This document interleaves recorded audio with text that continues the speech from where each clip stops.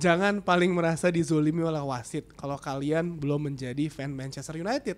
Karena menurut statistik yang saya terima pagi ini dari rekan saya Aun, United adalah menjadi tim paling sering dirugikan oleh wasit dan VAR. -4 dibandingkan Nottingham Forest yang +4. Jadi belum ada apa-apanya dibandingkan Manchester United. Sabar ya, hidup itu keras. Selamat datang di Box to Box Football Podcast.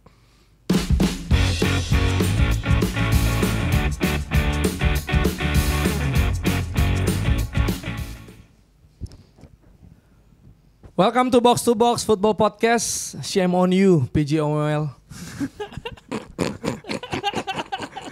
Itu pasti mengacu pada Arsenal kan? Sebenarnya. Ya, Pak Tio. Betul. Gue welcome to the club. Gue di welcome to the clubin banyak orang nih. Iya, karena sebagai fans Manchester United yang mungkin orang dulu sangat diuntungkan oleh wasit di era Sir Alex, tapi setelah komennya Jurgen Klopp kan lu kan ini kan selalu Farchester United ya dapat penalti mulu, tapi setelah Klopp komen kan ada data bahwa ternyata United paling jarang mendapatkan penalti kan. Malah jadi Liverpool. Nah, Liverpool malah bahkan 0 ya. Minus 1. Baru 1 kali dirugikan. Yang paling parah emang MU. Berarti sekarang, agak kayak Juve ya. Nah, sekarang kan bisa bilang Juve tuh agak tiap Juve golin cek VAR. Nah, lu masih gue ingat kata juragan kita Mukti Entut. Dia bilang kan kalau Juve dapat gol dicek tuh panjang. Sekarang MU juga. Kayak kemarin nyetak gol, kita bahas lebih detail lagi, tapi nyetak gol, gue langsung mikir, ya VAR dulu pasti anjing, enggak mungkin enggak. Terus tiba-tiba ada pemain jatuh, kartu merah nih bisa, ya kan? Mana ada Jer, pemain ngelerai pertikaian dapat kartu merah. Casemiro itu ya? Iya. Ada juga yang nyikut kepala nggak kartu. Nah, itu ya. Oke, ntar kita bahas, sabar dulu. Kita harus bahas yang seperti biasa kita suarakan, yaitu soal Kanjuruhan. By the way, ini agak ada perbedaan formasi ya. Iya betul. Ini kita emang maksudnya dress code apa gimana nih? Dress code betul, karena hari ini menghormati, merayakan bahwa Dex gak ada di episode kali ini. Oh, jadi Dex tuh nggak jadi ikutan di sini karena dia pakai baju oranye. Baju oranye. Nggak bisa dong karena terlalu sesuai dress code. Iya, afiliasinya kita tuh punya beda grup tuh. yang nggak ada Dex ya. Dex nggak tahu kita bikin dress code ini. Iya, gue sabar-sabar dulu dengan Tio sudah kembali dari Jepang ya. Saya menyaksikan FC ya? Tokyo loh, mantap loh. Oh, tapi kalah, bego aja sih itu anjir. Iya. Tapi maksudnya atmosfernya untuk keluarga sangat menyenangkan sih. Oh iya jelas. Jauh banget. Gue pertama kali nonton J1 di Stadion Michin, Ajinomoto Stadium, itu jalan utama di Kawasaki tuh Ya, ya? di Stadion Michin. Ada ini ternyata di satu stadion nama Tokyo Verdy kan. Tapi kecil logo Tokyo Verdy-nya. Lebih gede FC Tokyo. Tapi yang Arhan gak ada di line up itu ya? Gak ada. Yang penting ada Arhan di sana. Tapi menyenangkan. Maksudnya atmosfernya menyenangkan. Fansnya gue kan sih bisa bahasa Jepang tuh ya. Sebelah gue orang Jepang ngajak gue ngomong bahasa Jepang, gue iya aja. Yes. Lu sama ini kan kayak konten creator Jepang ada gitu dia terkenal namanya Kohalon, Akira namanya Kohalon. Oh oke. Dia terkenal banget. Rossi ini dari fashion akan dikomentarin. Karena apa? Karena kalau atasannya ini kan anti dingin. Ya kan? Maksudnya dia pakai ini biar gak kedinginan karena ini tapi sangat terbuka nih. Ya lo di Jakarta lihat aja sekarang kalau gak gerah hebat. Nah, ini gak gerah Pak emang pakai ini. Tapi gue emang udah malas nih. Gak nabrak nih maksudnya. Enggak, gue emang udah malas nih kayak Tio gini pakai jeans di Jakarta tuh gue udah malas banget gitu. Pakai karena panas. Nyaman aja. Tapi ini emang gak bikin panas nih. Ya kan di dalam sini doang. Kalau di luar mah kawasan aja gue. Kawasan aja. Iya. Gimana Ros, apa kabar? Jadi fashionnya gimana nih? Enggak, gue makan jersey aja. Ini tim favorit gue dia nih. Ini Celtic akhirnya. Larson belakangnya. Iya itu dia. Baik, alhamdulillah baik gitu. Kemarin sempat juga nonton dengan kayak Patio gitu ya. FC Tokyo juga, cuman lawan tim saya. Iya betul. Kashima Antlers menang tim saya. Sebelah saya ibu-ibu dan anak-anak kayak lagi piknik. Mantap emang. Enak banget. Pengalaman jelik tuh mantap. Wah, lu pas datang lu kayak ke Dufan tau gak? Iya. Satu jalan tutup isinya food truck semua. Gue dari ujung ke ujung gue makan. Kayak itu gue di lorong stadionnya itu kayak ini, kayak festival jajanan. Ramah keluarga gitu. Ramah keluarga dan fans away yang datang kan, gue main Sunfresh Hiroshima kan datang santai semua orang. Kan gue ngetes aman kok di Jepang. Jadi gue meninggalkan kamera DSLR gue di bangku. Gue juga naruh tas bertaruh. Iya. Aman. Tapi demi riset lu bisa kehilangan itu bahaya juga sih. Maksud gue agak ragu. Ya? Iya kan. Kalau Mas Tio kan tas, tas gue ada paspor tuh kebetulan. Nah itu dia. Maksud gue untuk sebuah eksperimen sosial itu agak riskan ya. Itu riski sekali. Nah itu dia. Tapi ini soal Kanjuruhan ya. Soal Kanjuruhan ada update bahwa Berantas Adi Praya bersinergi dengan PUPR. Untuk merenovasi Nah, Kanjuruhan. iya, jadi dia sinergi juga dengan beberapa perusahaan BUMN ya, si Abi Praya ini, dan dia bilang akan ada prasasti juga di Stadion Kanjuruhan berisi nama-nama korban tragedi itu lebih sudah dari 1 sebanding. tahun lalu, gitu.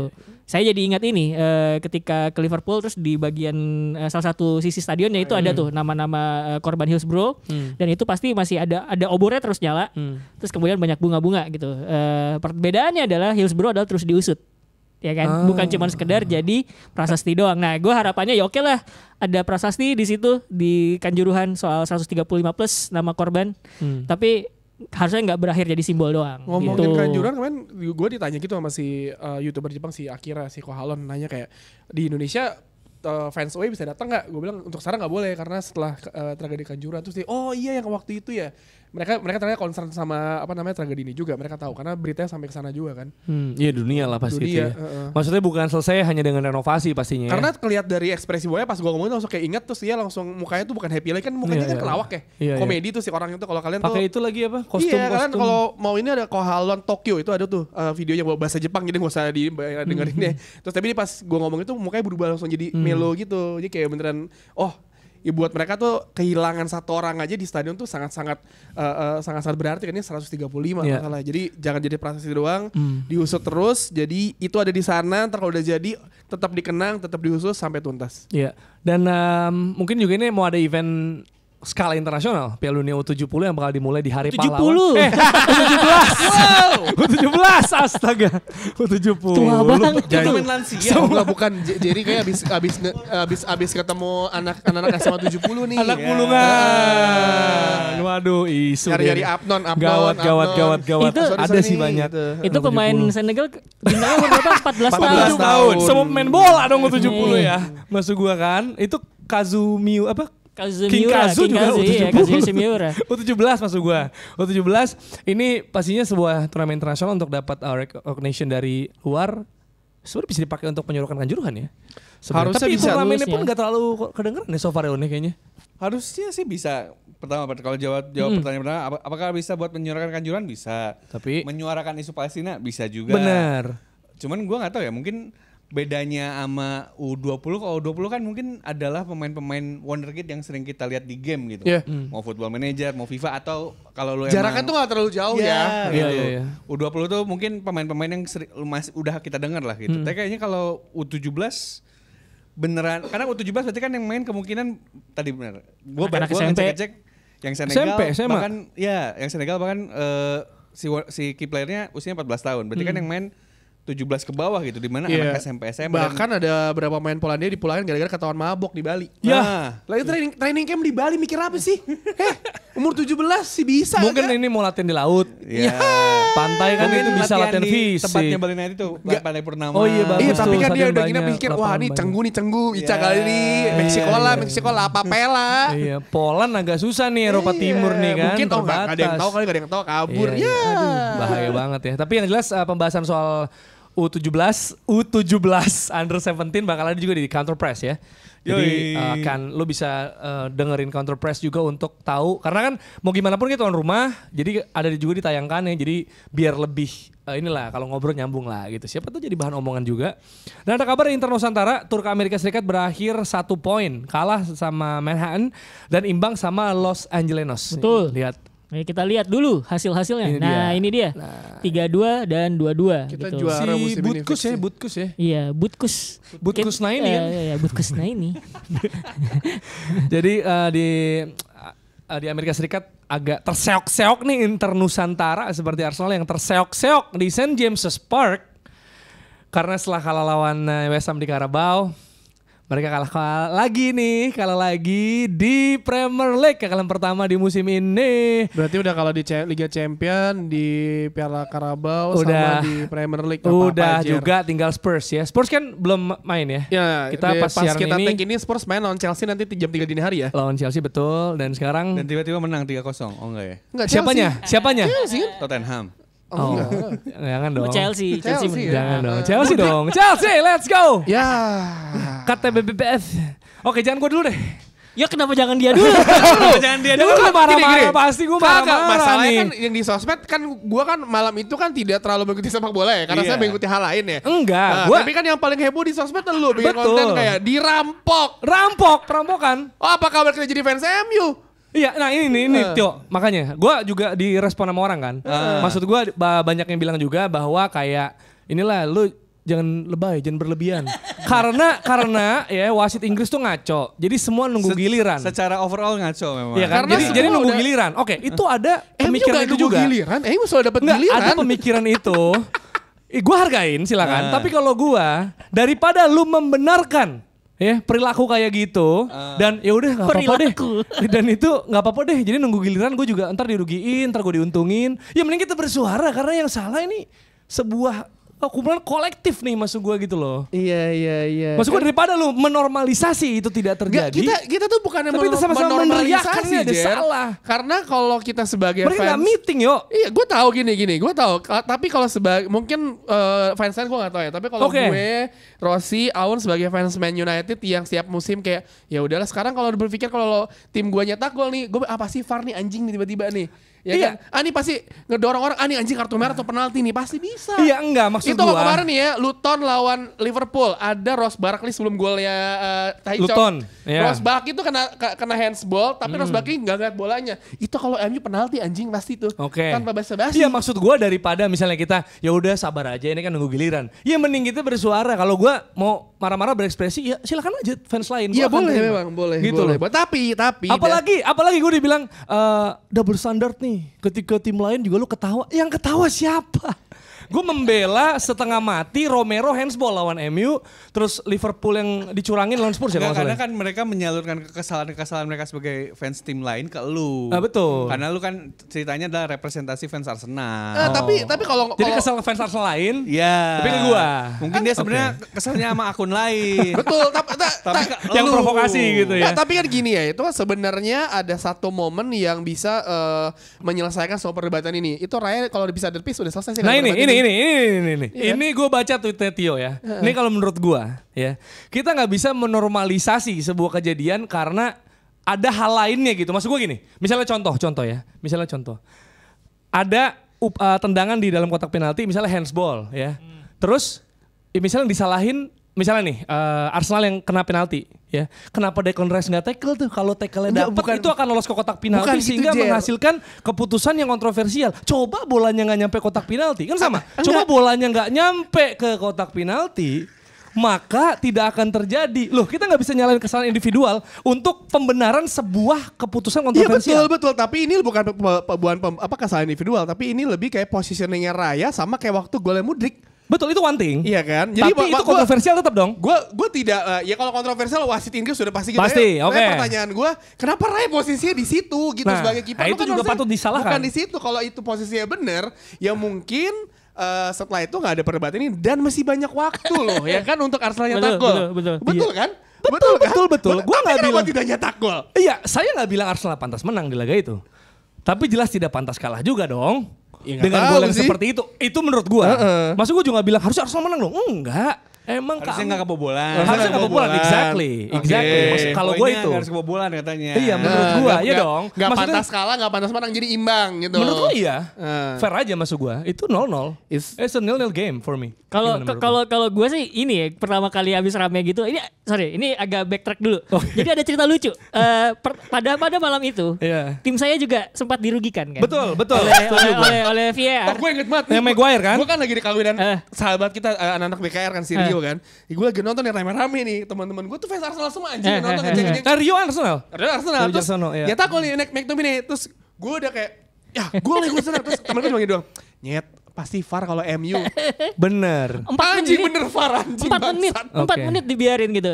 Ya gue kan termasuk yang ya udahlah ya gitu ya. Yang gue agak terganggu cuman anjing mesti nunggu 4 menit. 4 menit itu gue ngerasa udah unggul 1-0.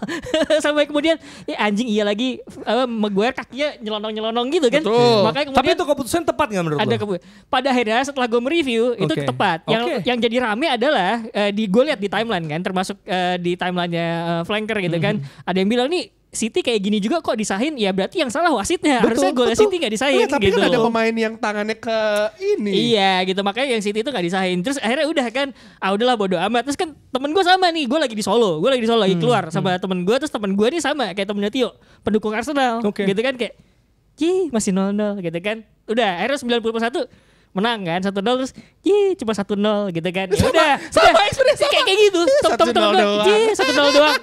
Udah kan. Ya udah. Abis gue giliran temen gue dong nonton Arsenal gitu kan. Dia nonton Arsenal nih kayak gue gak ngikutin berapa. Terus kemudian gimana boy? Skor.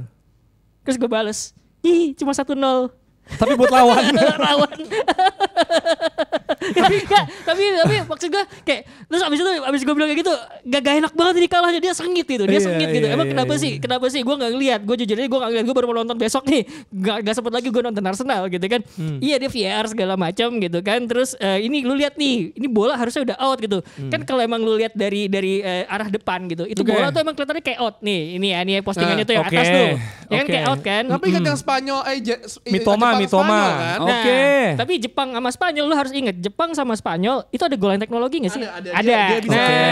Nah, itu benar. Itu perbedaannya adalah di situ. Yang Jepang Mitoma sama Spanyol itu goal line teknologi. Coba gambarnya keluarin lagi, kan ada berapa kejadian tuh. Itu out sama offside ini kan. Gue jelasin yang di atas dulu ya. Gue jelasin yang di atas. Jadi kalau tadi yang dibahas adalah Jepang, golnya Mitoma, itu bukan goal line teknologi dong, udah out ya. Udah out kan, itu yang dia ada kamera dari atas kan. Ada kamera di atas, iya. Nah, jadi kemudian gue baca, jadi gue ke situsnya Premier League, ternyata ada penjelasan di situ yang ngomong Dermot Gallagher kalau nggak salah, yang ngomong di situ, dia bilang adalah kenapa itu gak dianggap out, karena mereka nggak punya kamera untuk bisa membuktikan bahwa bola sepenuhnya udah out. Betul. Itu persoalannya itu. Makanya kemudian karena mereka nggak punya bukti apakah ini bola udah sepenuhnya out atau belum, ya udahlah kita anggap nggak out sekalian. Karena kalau kita bilang udah out kok semuanya, ya buktinya mana? Mereka nggak punya kameranya, itu persoalannya. Itu satu. Yang kedua adalah pelanggarannya Joelinton. Iya. Nah ini yang lebih sebenarnya menurut gua, kalau dari penjelasan mereka ini yang lebih layak diperdebatkan. Karena dia bilang adalah, gue pun gitu. Dia bilang adalah karena kami menganggap tidak banyak kontak sentuhan untuk dianggap pelanggaran. Itu sama ini itu sama itu bahaya banget. Lagi offside. Itu kan karena si Saliba ya. Gabriel itu yang dorong. Saliba yang didorong. Saliba kan didorong di mana Gabriel di mana harusnya si Gabriel itu jadi kiper kan. Kan maju posisinya. Jadi orang terakhir. Jadi orang terakhir kan. Jadi si Rayanya itu jadi back. Di mana harusnya itu offside kan. Seharusnya. Itu juga diperdebatkan juga kan. Tapi nggak tahu juga itu nggak dibahas sih. Aun, gimana Un? Menurut lo Un soal kontroversi ini? Gue ngerasa sih ya, kalau nggak salah si wasit Premier League tuh pernah dia bilang ada yang camnya itu loh yang akhirnya dimunculkan kalau ternyata dia itu game apa sih yang si wasitnya bilang, gue ragu nih. Liverpool ya? Liverpool ya, game Liverpool. Mic-nya kedengeran. Liverpool Spurs. Oke. Wasitnya tuh ngerasa ragu gitu, dan gue ngerasa kayaknya tuh di kejadian ini kenapa akhirnya muncul tadi statement kalau misalnya wah gue ragu nih gue tidak punya angle yang jelas. Itu juga gue rasa ketika di game pada akhirnya kan bukan subjektivitas, pandangan wasit terhadap situasi, karena yang kasusnya si Maguire itu juga anggapannya menurut wasit Maguire yang offset gitu, bukan walaupun Maguire kan ada videonya tuh dia bilang dia ngerasa nggak involved sama bola. Iya, tapi soalnya kakinya dia gerak doang. Iya, kakinya dia gerak doang. Dianggap memang, itu ikut dalam permainan, padahal menurut dia enggak, gue cuman ya udah kayak gitu doang, kaki gue emang begitu. Makanya menurut gue ribetnya perwasitan emang di sana, dan menurut gue apa yang terjadi ekses dari kepemimpinan wasit aja sebenarnya, dan wasit ya manusia jadi pasti ada salahnya. Coba lu bayangin dari awal musim sampai sekarang sampai pekan ke-11 ya, selalu aja kejadian. Ya, Onana nabrak terus akhirnya minta maaf. Terus si Nathan Ake harusnya offside. Ada wasit yang baru diturunin ke Championship. Iya, Anthony Taylor. Jadi maksud gue nih emang udah, maksudnya kan ya kira gue sih agak setuju ya ketika Arsenal akhirnya mengeluarkan official statement, karena harus kayak gitu, karena kalau enggak siapa yang mulai. Ya gue bingung kalau MU udah tahu berkali-kali dirugiin kagak mau keluarin statement, goblok banget ini manajemen. Ya kan banyak klub statement tapi bukan buat wasit. Makanya, tapi goblok aja tim gue, emang kesel gue. Untuk ngejelasin pemainnya. Kalau MU ngerasa kalau itu ya udah part of the game mungkin. Mungkin lebih legowo ya. Lebih legowo ya. Agak goblok sih tapi ya. Kemarin sebenarnya Arsenal ya kalau kalah bukan karena VAR sih. Ya emang apa ya istilahnya, Eddie Howe tuh Eddie Howe tuh datang ngelawan Arsenal, ketemu Arsenal. Dia tahu kalau dia nggak bisa ngelawan Arsenal pakai Cara yang biasa. cara yang biasa gitu. Lu gak mungkin datang ke perang senapan pakai pedang gitu. Dia pakai caranya dia gitu. Makanya gue rasa juga kalau ngomong deserve-deservean ya Newcastle juga deserve menang even dengan dirty play-nya mereka gitu. Ya kayak Havertz yang pertama juga harusnya kartu merah gak sih? Nah, ya gue rasa Exactly, gue sepakat. itu caranya Newcastle buat mengkonten Arsenal. Makanya gue rasa di luar kontroversinya gak juga jadi Newcastle jadi gak deserve menang menurut gue. Karena menurut gue mungkin Rossi bisa mendetailkan, tapi menurut gue ya nggak selamanya lu main bola menggunakan taktik ya. Lu mainin memainkan rasa takut yang ada di lapangan juga bisa lah. Gitu. Saya kayak ketika zaman dulu ingat Patrick Vieira, siapa sih mau dekal Patrick Vieira anjing? Siapa yang mau ngajakin berantem Roy Keane? Siapa yang mau ngajakin berantem Steven Gerrard sama Jamie Carragher gitu? Ya kan, misalkan, nah ini sekarang ada Bruno yang gue kaget nih kenapa orang mainnya gerasak gerusuk banget sih kemarin. Biasanya seperti orang Brasil. Iya, biasanya dia bermain keras tapi tidak ngaco semalam. Semalam tuh beneran ngotot banget. Gue gak tahu apa yang mau ditunjukin dia. Mungkin di pertandingan kali ini dia lolos. Tapi di pertandingan lain mungkin karena wasit pasti udah nandain, gue tandain lo, gue tandain. Kayak Bruno suka diving, gue tandain lo. Bruno Fernandes ya, bukan Mahrez.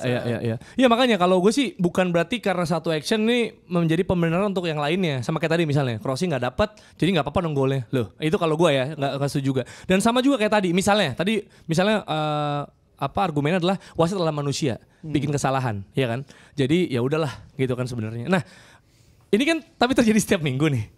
Yang pertama, ya. Yang kedua, kalau emang pada masanya akan ada acceptance soal wasit yang ngaco juga setiap minggu. Ya kami fans Arsenal atau siapapun dirugikan berhak dong untuk bersuara. Poinnya sebenarnya bukan itu Jer. Maksudnya tuh poinnya adalah jangan jadi ngerasa yang si paling-paling gitu. Paling-paling, wah tim gue paling merasa merugikan. Karena gue selalu merasa fans Arsenal tuh merasa di posisi itu gitu. Tapi mungkin ini untuk yang lain ya. Enggak, ini gue harus bilang ya. Ada semacam kayak ini kritik buat semua fans bola sebenarnya. Di sisi lain fans bola tuh merasa tim gue tuh paling dirugikan. Emang wasit selalu juga gitu. Enggak, kalau lo lihat di Twitter adalah biasanya yang keluar dari fans bola itu kan adalah tim gue fans gue tuh paling ini ya biasanya paling menderita satu betul. sama fans paling baik gue tuh nggak bakal komen sama tim-tim lain padahal mah kadang-kadang komen juga gitu loh biasanya. Jadi emang kadang-kadang kalau misalkan ada reaksi soal dari fans bola gitu gue akan bilang ya, oke, siap, mantap. Siap pun tuh abis mah di karpet tuh gitu. Kayak gitu. Iya makanya maksud gue bukan kalau dari perspektif gue ya, gue sih bukan si paling menderita maksudnya. Ini gue paling dirugikan tim ini, tapi maksud gue minggu ini gue dirugiin. Gitu. Jadi kalau minggu depan lo merasa dirugikan, lo ngomong aja. Bukan berarti kayak, maksudnya ini gue dirugikan nih saat itu. Gak bisa lo bilang the whole season musim gue.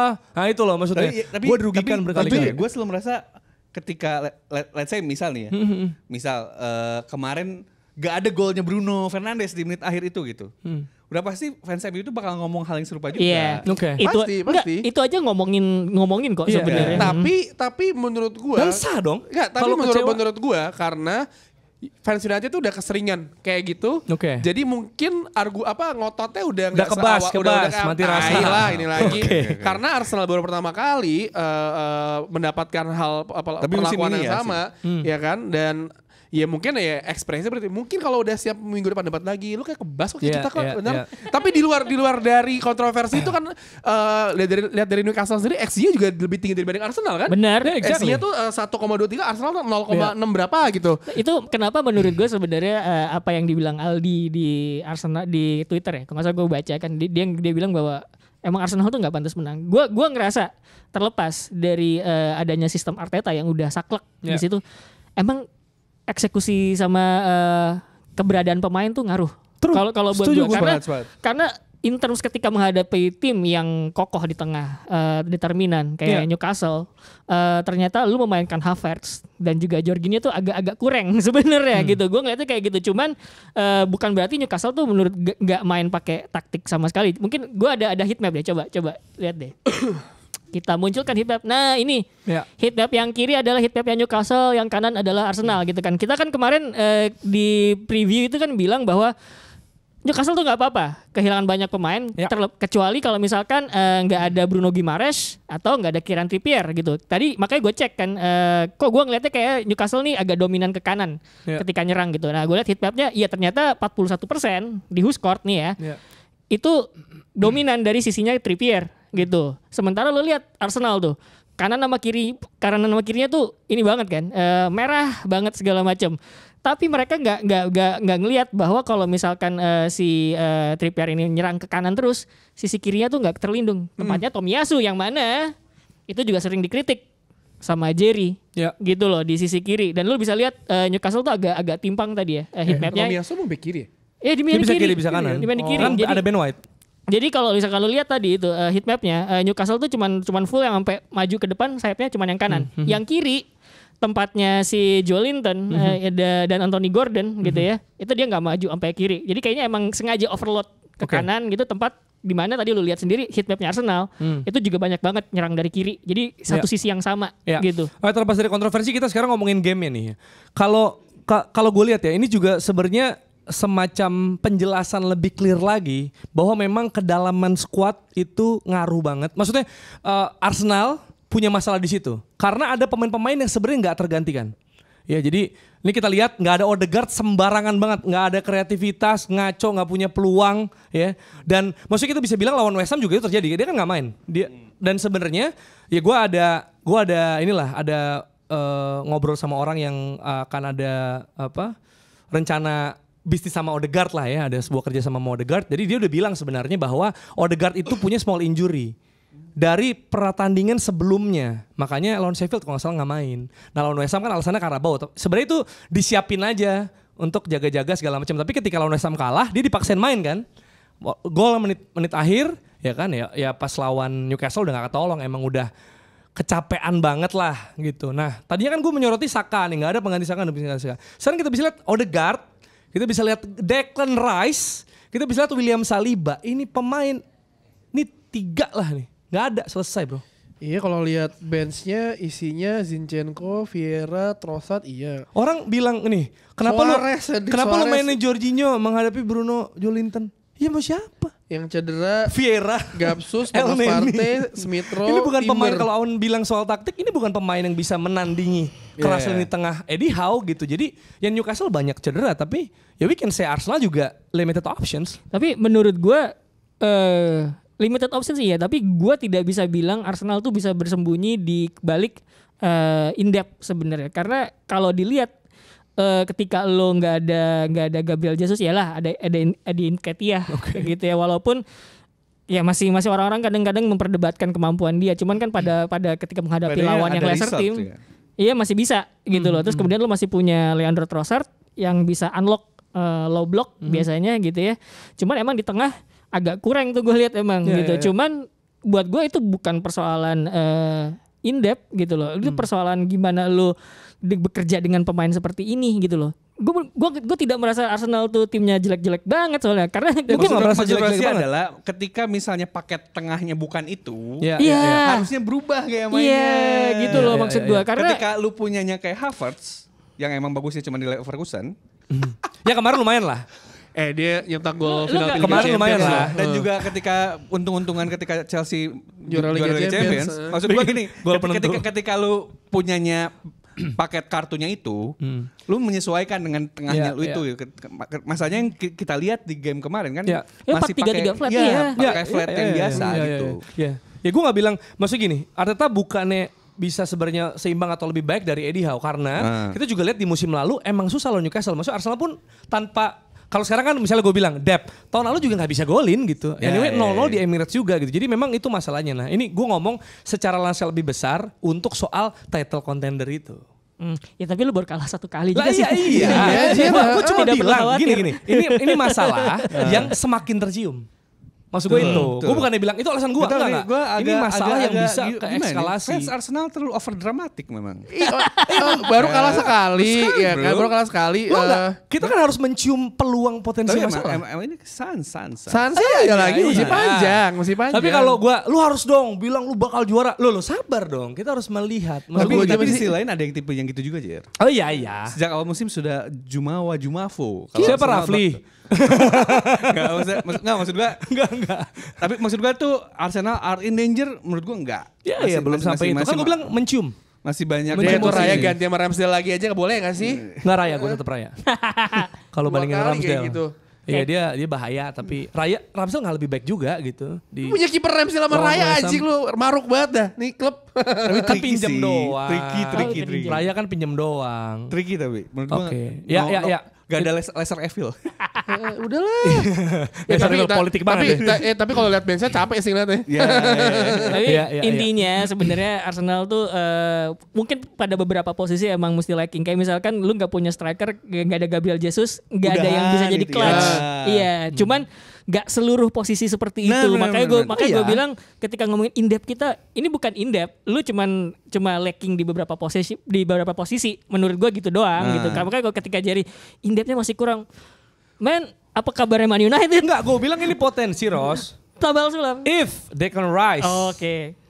atau Saliba injury, berarti cara mainnya jangan dengan cara ketika ada Rice sama disesuaiin. Saliba. Lah, exactly. Berarti maksudnya cara main kayak gini kayak ini belum, misalnya nih bandingin nih ya, lu sejajar sama City ya belum. Gitu. Itu poin gua. Maksudnya secara jangka panjang. Tapi kan gua dipaksa harus yakin Arsenal akan ngalahin City. Anda menang loh lawan City. Iya, kan menang kalau jadi juara ini turnamen atau liga? Iya kan, ya kan maksudnya kalau dibandingin side by side. Lah iya, tapi kan lawan City kita full tim. Tapi kan gue bilang selalu panjang nih season. Iya. Bisa kepleset lawan Fulham, kepleset lawan wasit. Ya tapi gue mungkin bisa mengiyakan kalau ngelihat benchnya Arsenal kayak gitu tengah musim kepleset sih kalau nggak lebih pemain satu sih. Itulah, oke kita harus geser. Striker dulu serius. Sama pelapis Declan Rice lah, kalau lo nggak ada lu siapa? Gimana cara ngelapis Declan Rice? Susah. Untuk cari segitu susah banget. Berarti ya lu bener kata Awan, harus cara main beda. Gak bisa lo main pakai tanpa Declan Rice. Sama kayak City kan tanpa Gundogan akhirnya si Pep tahu cara main. Nah itu ngomongin soal City, Doku 4 assist ya. 4 assist 1 gol nih. Namanya juga Doku ya kan, duit. Doku. Haaland bikin kesel anjing emang bangsat. Karena 45 menit, sebenarnya ada penjelasan ya Haaland kenapa diganti substitute ya. Gue belum baca lagi katanya. Kapten gue. Alvarez juga. Jutaan orang bang. Ada triple kapten juga banyak. Lah gue pikir bakal nyetak gol banyak nih anjing. Gampang. Terus ada mau dibahas dari United lagi selain tadi? Ya MU dipastikan akan meraih poin terus ya. Sejak pekan kemarin. Poin 1 apa 3? Poin terus tuh agak tricky. Tapi saya sudah bilang ke orang-orang di Twitter, jangan kufur nikmat. udah, yang penting menang dulu. Next game. On to the next game. Okay. Gue lebih penting Liga Champions menang dulu lawan Copenhagen boleh? Ya. Oke. 1-0 enggak apa-apa lah. 3 poin ya. Kayak gini, kayak Juventus Allegri lah, gak usah main bagus tapi 1-0 Tapi gitu. perbedaannya Juventusnya Allegri 1-0 itu dia bertahannya tuh mendingan loh sekarang. Iya. Belajar dari pengalaman. Iya, bertahannya mendingan. Man United kemarin lagi lawan Fulham, 1 kali bola lambung ke arah kiri, direbut, di counter, langsung kosong. Gitu. Ya karena dia nyenggol Juve, sebenarnya Juve ball position 32%. Betul. Shot 4, goal 0,65. Tapi yang penting 3 poin. Karena Liga. Chelsea man of the match. Karena Liga. Bener. Ini kayak Barcelona musim lalu. 1-0 tapi kebobolan dikit. Gak apa-apa 3 poin, gak apa-apa. Bener kata Rossi, MU tuh suka United suka menyiksa diri sendiri ya kan. Umpan, long bola kiri gak jelas, direbut, counter attack berantakan. Untung finishingnya goblok. Nah itu dia. Soal finishing, kita juga harus ngomongin soal Darwin Núñez. Wah ini kemarin goblok banget ini orang anjing ya.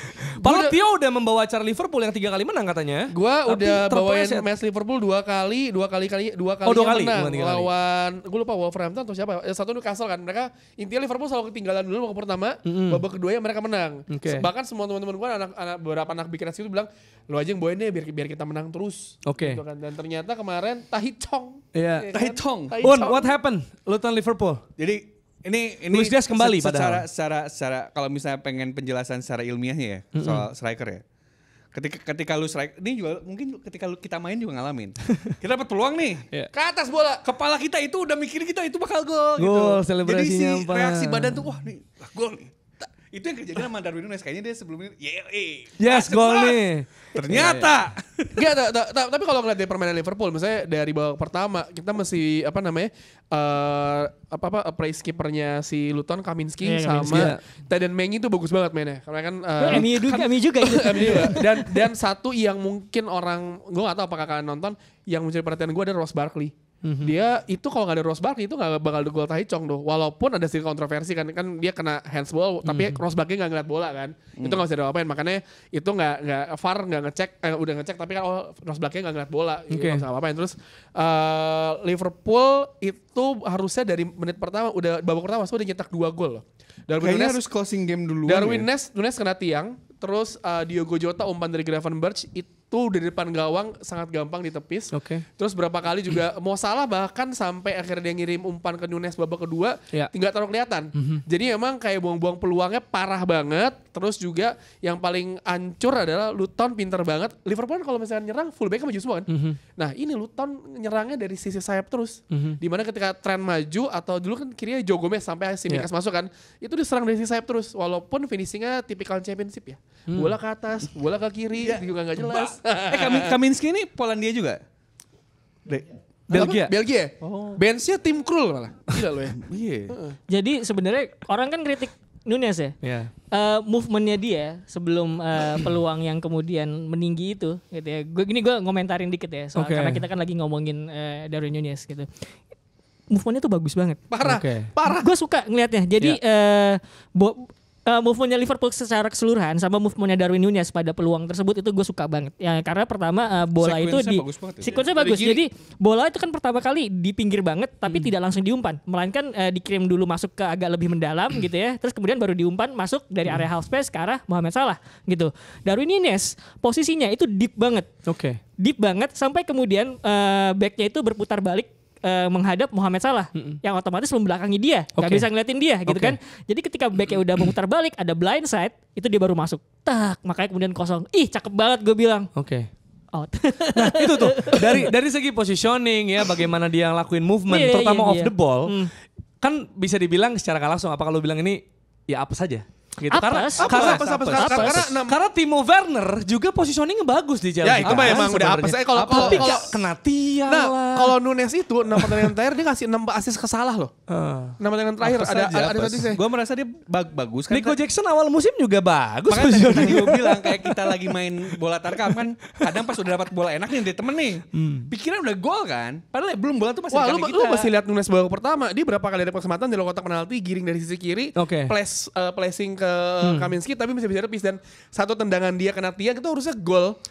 Jadi dari cara main dia dan apabila dia dipercaya sama klub terus, the goals are coming.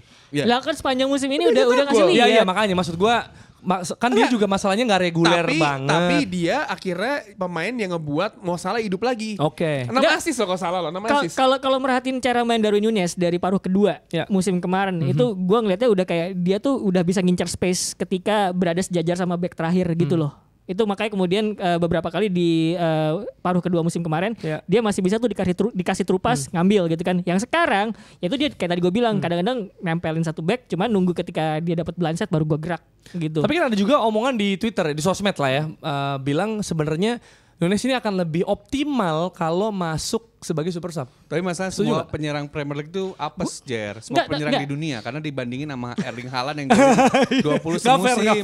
Gafer. Dan kemarin yang sampai ini direkam, striker yang golin cuma Cameron Archer sama Neil Maupay di game week ini ya. Apalagi big teams ya. Big teams itu pasti ngarapnya gue pengen punya penyerang kayak Haaland yang golin week in week out. Ya gak bisa gitu lah. Haaland juga sekarang lagi susah. Coba lihat top scorer MU siapa? Scott McTominay. Enggak, tapi menurut gue gak tahu itu ada penjelasan ilmiahnya atau bukan. Kalau misalkan di Twitter kan buat bercandaan doang ya. Udah lu masuk jadi substitution aja gitu kan. Gue nggak tahu korelasinya apa ya gitu. Iya maksudnya mungkin gitu. Lebih apa ya? Kayak ketika pada lemes dia bisa perlu di riset lebih lanjut apakah dia lebih efektif karena kalau Solskjaer kan dulu ngeliatin lawan dulu kan. Iya. Gitu. Nah enggak juga sih. Ini mah cara menyenangkan hati aja tuh fans Liverpool. Alasan ya, intinya alasan kan. Kita geser ke striker juga, tapi di Bundesliga. Harry Kane cetak hat-trick, ternyata hat-trick itu hanya Harry Kane ya. Dia cetak gol dan sebenarnya kita bahas di beberapa episode lalu kan Dortmund ngalahin Newcastle. Tapi nih Dortmund kayaknya baru mulai juga udah kalah ya, kayak nggak tahu kenapa kayak Dia kurang tuh apa ya percaya diri gitu loh. Dia tuh 2 game kan kita memuji kan ketika ngalahin Newcastle gitu kan. Ya. Ini emang pertahanannya lagi baik gitu kan Dortmund gitu. Terus kemudian di 2 game terakhir Bundesliga tuh kebobolan 7 apa 6 ya. Gue lupa 7 kalau nggak salah kan setelah sebelumnya tuh sama Eintracht Frankfurt ya. Kalau gue nggak salah, koreksi ya kalau gue salah ya. Tapi kemarin tuh yang ketika gue ngelihat Bayern sama Dortmund main, yang terlintas di kepala gue adalah anjir ini terlepas tadi kata Aun bahwa sebenarnya si Tuchel dikritik ya sama pendukung sendiri, kok gaya mainnya kayak gini sih Bayern. Cuman menurut gue enggak, gaya main. Oh, gaya main. Jadi gaya mainnya si Tuchel ketika gue ngeliat kemarin ngadapin Dortmund kan biasanya dia 4-2-3-1. Ya kan Tuchel masang kayak gitu. Cuman Tuchel adalah pelatih yang fleksibel. Terus kemudian gue lihat dan ini dibahas juga sama beberapa pendukungnya Bayern gitu ya. Dari 4-2-3-1 itu kemarin tuh main jadi 5-2-3. Iya, 5-2-3-1. 5-2-3 benar. Jadi si Kingsley Coman yang tadinya itu sayap kanan jadi wingback kanan, swingback kirinya itu Alphonso Davies. Kirinya itu si Dayot gitu. Terus kemudian Kim Min-jae sama si Mazraoui yang biasanya back kanan gitu kan. Itu 3 di tengah, 3 di belakang, 2 di tengahnya itu si Conor Clymer sama Goretzka gitu. Nah, dengan 5 orang di tengah dan di belakang itu emang bikin rapet. Terus sama wingbacknya dikompres gitu. Nah itu yang bikin Dortmund susah banget buat ngebreak Bayern. Di sisi lain ketika udah compact kayak gitu, Bayern itu pressing sama transisi positifnya, transisi dari bertahan ke menyerang itu efektif. Ya lu bayangin aja, lu punya Harry Kane, kanan ada Musiala, kiri ada Sané gitu. Itu technical, cepet, dynamic gitu kan. Jadi udahlah compact, depannya tuh dynamic dan efektif gitu. Jadi sangat-sangat sederhana, bisa main direct, main transisi, dan itu yang kemudian gue lihat ketika diserang nih Dortmund ya, gue ngeliat kan backnya tuh 4 itu narrow, merapat gitu, dengan biasanya bolanya Bayern dari sisi sayap. Dengan kayak gitu kan kadang-kadang suka diterupas tuh, entah terupas ke half space atau kemudian terupas ke sayap karena kosong, karena backnya narrow banget. Itu lu lihat berulang kali bola-bolanya ke Harry Kane itu kayak begitu, either terupas dari sayap atau terupas dari tengah gitu. Harry Kane udah dapat bola kayak begitu enak banget gitu. Nah kita kan udah sering bahas juga bahwa Harry Kane kayaknya siapa yang bahas udah hafal ya, kayak lu ngomongin Harry Kane udah hafal gawangnya tim Inggris nih di Premier League ya. Jadi udah tahu, jadi subur banget gitu. Nah, kalau di Jerman temennya lebih jago soalnya. Nah, itu pertanyaan gua, apakah adaptasi Kane dibantu oleh temen-temennya? Wah iyalah. Pasti lagi gila lo. Jadi kalau dia nggak di Munchen dia nggak akan segacor ini. Iya. Gue nggak setuju. Gue nggak setuju. Oke, silakan Pak. Pelan-pelan. Ini siapa dulu? Kalau misalkan Harry Kane, Harry Kane di Bayer Leverkusen yang sekarang, Bayern Munchen. Enggak, misalkan. Kalau nggak di Munchen. Kalau nggak dibayar, dia di Bayer Leverkusen yang sekarang. Menurut gue hasilnya bisa sama. Oke, jadi yang dibutuhin apa? Masalahnya gini, kalau lu ngomong Leverkusen tuh sekarang top tim juga, Mas. Bentar. Kalau misalnya kalau lu bilang, kita simpan Harry Kane di Darmstadt. Nah, itu baru. Oh iya. Gini, lu bayangin Harry Kane berapa musim turut-turut hampir jadi top skor berapa kali. Cuma kemarin kalah sama Haaland doang dengan tim yang ada di Spurs kayak gitu. Nah, itu bisa top skor. Jadi dengan dia dapetin pemain tambahan rekan-rekan kayak di Bayern Munchen, ya makin ugal-ugalan. Enggak, maksud gua kita kan ngomong kalau Inggris kan diapal ya, ada statement kayak gitu. Nah, kalau di abroad kan pasti apalagi nggak banyak pemain dari Premier League yang berhasil di Bundesliga, ya kan sebenarnya. Nah, maksud gua kalau si Harry Kane ini bisa berhasil di Munchen kan disupport temennya, kita sepakat. Nah, terus di Leverkusen juga bisa. Nah, jadi pertanyaannya sebenarnya Harry Kane itu emang butuh yang gimana? Enggak. Menurut gue Harry Kane pada akhirnya udah striker jago. Striker komplit. Dimanapun. Dimanapun udah jago. Cuman ketika lu dikasih udah striker jago nih, Erling Haaland deh di Manchester City. Nah, contohnya itu. Itu udah jago. Terus dikasih sistem yang bisa support dia, makin jago lagi sebenarnya di Norway. Gitu. Iya, makanya gitu kan. Nah, itu. Kalau Harry Kane masih punya timnas Inggris yang bagus. Timnas selalu juara dunia memang. Susah. Maksudnya kalau si Harry Kane tuh di Munchen dapat teman-teman apalagi di lini depan ya.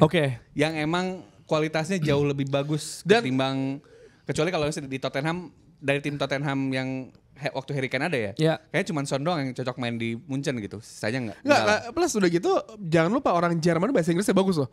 Jadi adaptasinya Harry Kane tuh gak sesuai itu. Mungkin dia akan belajar bahasa Jerman.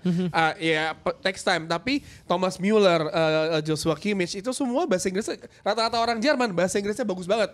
Jadi untuk memudahkan, ngomong ya. dan ada berapa antara main Premier League ada si Leroy Sané di sana kan, Ya. Jamal Musiala bocah di Chelsea gitu, ya kan. Jadi Betul, maksud gue untuk adaptasi Ken nggak akan terlalu susah, banyak yang bisa ngebantu dia dan dia ya udah tantangan baru, nyaman, dapat supply bola ya kayak Erling Haaland Haaland dapat Kevin De Bruyne lah. Jadi emang menurut gue dia tuh wadahnya tuh udah enak banget. Jadi menurut gue ya ngelihat pertandingan kemarin lagi lawan Dortmund, trio antara Kane di depan, Musiala di kanan, terus kemudian Sané di kiri. It's a good trio, man. Oke. It's a good trio. Dengan catatan itu Nabri belum main. Ini tuh Kalau juga udah mati style belum main.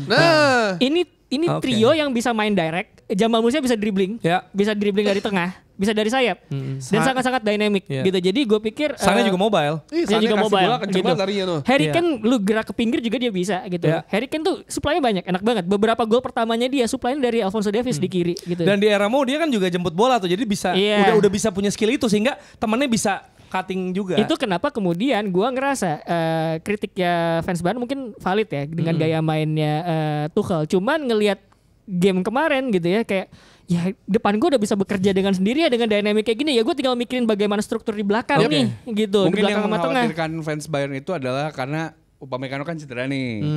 Terus kemarin kan sebenarnya sejak menit 60-an yang main jadi back tengah di kiri itu ganti Upamecano kan Goretzka. Akhirnya masukin Pavlovic di tengah. Bener. Yang mungkin itu mengkhawatirkan ketika mereka main di Eropa kayaknya. Kalau misalnya di lokal masih bisa. Jerman, ya, gue pernah di episode di box bola juga gue bilang kalau Bayern ini kalau awal-awal emang giginya beda aja. Iya, ntar tengah musim tiba nah gitu. Ya sebenarnya yang gue lihat adalah satu lagi, Bayern tuh bagus banget ngadepin lawan yang transisi dari menyerang ke bertahannya jelek. Makanya kemudian ngadepin Dortmund kemarin itu bagus 4 gol. Lawan Man United 4 gol juga. Itu sama gitu. Jadi sebagai fans Leverkusen dan mengalahkan Hoffenheim masih di puncak juga, apakah Anda merasa Bayern tetap akan... It's time Leverkusen broken. Leverkusen, lu ngelihat Bayern Munchen kayak gitu dengan tadi lu bilang skuadnya segala macam, lu pede nih Leverkusen. Oke, menarik. Beda. Karena berhasil nahan Bayern di kandangnya sendiri. Jadi gue pasti pede lah. Ya itu modal penting ya. Modal penting karena. Dan sebenarnya asal jangan dropping point sama tim-tim yang harusnya. Ya, itu kan masalahnya nyaris biasanya. kemarin. Nyaris. 3-2 tuh. Itu karena sebenarnya satu kelemahannya Leverkusen nggak punya kiper bagus aja sebenarnya. Karena itu masalahnya. Karena kita kan lagi-lagi ngomongin liga ya. Arsenal bisa ngalahin City tapi lawan yang lain belum tentu. Sama aja kayak tim-tim lain yang menjegal Bayern. Mungkin bisa ngalahin Bayern tapi kayak Dortmund musim lalu kan kalahnya bukan karena lawan Bayern. Kalau musim lalu sih goblok sih itu. Iya kan? Kalahnya gitu. lawan tim lain. Nah itu dia. Yuk lu ngelihat yang pemain Inggris abroad nih, Harry Kane sama Jude Bellingham. So far. Iya maksud gua mana yang ini dua-dua lagi panas ya emang nih. Dua kesayangan saya nih. It's coming home motherfuckers. Gimana yang lebih menggigit menurut gua sih lebih ngelihat Jude Bellingham ya kalau gua pribadi ya. Karena supportnya Harry Kane iya dia world class player di Munchen tadi udah dijelasin sama Rossi sama Aun, tapi Jude Bellingham menurut gua ketika dia memutuskan pindah ke Spanyol dan di mana gue balik lagi ke adaptasi ya. Lo waktu itu pasti udah sering dengar cerita Michael Owen mesti ke bandara ngambil koran Inggris. Nah, Jude Bellingham dengan adaptasi yang enggak akan mudah di Spanyol kayak David Beckham. Dia sampai stres kan sendiri akhirnya selingkuh. Sampai selingkuh. Selingkuh goblok. Iya, bisa kita lihat semua sendiri, ya. Terus akhirnya maksud gue Jude Bellingham tekanannya gede apalagi lawannya Barcelona kemarin dengan apalagi fansnya Madrid sama Munchen hampir sama lah. Kalau timnya jelek pasti marahnya kayak apaan lo tahu kan. Kalau di Madrid kan lo ada tradisi yang kain putih itu ya kalau udah jelek kan. Dan so far sih dan dengan Madrid yang masih transisi, maksudnya lo Madrid emang punya striker pengganti Benzema yang mumpuni. Yang nyetak gol dia mulu gitu. Betul. Ya kan, kemarin pas dia dikunci udah habis. Pemain muda terbaik, karirnya masih panjang. Tapi kalau suruh milih salah siapa yang terbaik, gua sih milih dua-duanya karena ya jarang pemain Inggris yang sukses di luar tempat gitu, ya kan. England. Kecuali satu, gue benci banget bilang ini karena ini pemain Steve McManaman. Udah. Itu McManaman tuh bagus. Itu berhasil di Madrid. Gue benci banget bilang dia salah satu pemain sukses. Dia sukses. Dia pemain Inggris paling sukses ya. Steve McManaman di luar Inggris ya. Oke. Nah tadi ngomongin soal Madrid juga kesulitan lawan Rayo Vallecano yang derby Madrid anyway. Ya. Dan yang lebih ramai dari hasil pertandingan adalah dua hal. Yang pertama Rudiger agak bisik-bisik cenderung meniup kuping dari pemain. Rudiger tuh ngapain ada di kayak ini? Kenapa nggak cium kening sekalian? Iya, Ya, maksud gua dia kayak di poster di Duck Down, cium kening kalau Enggak, maksud gua, sayang. dia meluk Halan. Dia lari lawan Kayaknya Jepang orangnya gitu. ekspresif, Emang gimmick maksud gue kayak gue sih ekspresif paling aja. garang nggak maksudnya. Dia emang Dia ekspresif meluk-meluk aja. Waduh. Dan Ancelotti bilang, ekspresifnya tuh lucu sebenarnya. iya. Dia tuh. Dan Ancelotti bilang, bagi kami lebih baik kehilangan poin lawan Rayo daripada lawan Barcelona. Oi. Which is true, tapi dia bisa pakai alasan itu berminggu-minggu dong. Yang penting itu menang sih El Ancelotti Clasico. Bing Ancelotti sih. Iya. Dia udah pikiran di Brazil.